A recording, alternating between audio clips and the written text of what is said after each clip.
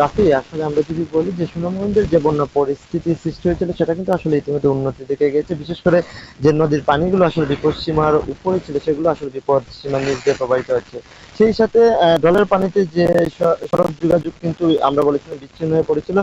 ফলে কিন্তু ইতিমধ্যে কিন্তু আমরা দেখেছি যে তাইপুর উপজেলা কিন্তু সুনামগঞ্জ সদরের সাথে সরাসরি সড়ক পথে যোগাযোগ সচল হয়েছে।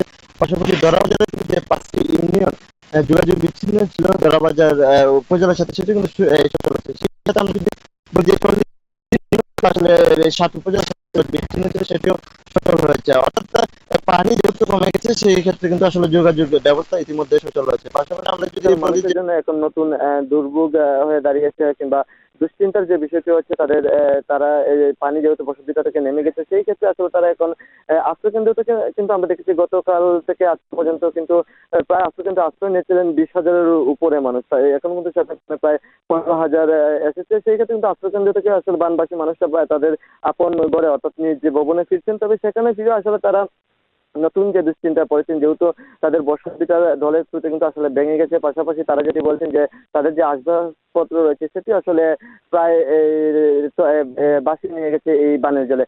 তবে একটি বিষয় জানিয়ে রাখি, যেহেতু প্রতি বছরই কিন্তু এই জেলা বন্যা পরিস্থিতি সৃষ্টি হয়, যার ফলে কিন্তু প্রতি বছরই এই হাওড়া জেলার মানুষকে কিন্তু আসলে চরম দুর্ভোগ পোহাতে হয়। তবে জেলা প্রশাসনের পক্ষ থেকে কিন্তু ইতিমধ্যে আসলে ক্ষতিগ্রস্তদের তালিকা তৈরি করা হচ্ছে। তবে সেই তালিকা আসলে কবে নাগাদ তৈরি করতে পারবে আর প্রশাসন, সেটি কিন্তু আসলে এখন আসলে তারা আমাদেরকে জানাতে পারেনি। সেই সাথে বানবাসী মানুষরা যেটি বলছেন, যেহেতু তার দলের পানি কমে গেছে, বন্যা পরিস্থিতি স্বাভাবিক রয়েছে, সেই ক্ষেত্রে আসলে তাদেরকে আসলে সরকারের পক্ষ থেকে আসলে কবে নাগাদ সহায়তা করা হবে সেটি কিন্তু তাদেরকে জানানো হয়নি, যার ফলে কিন্তু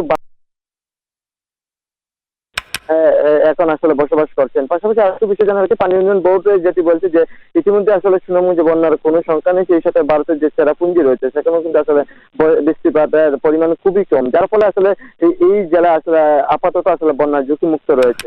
শম্পা।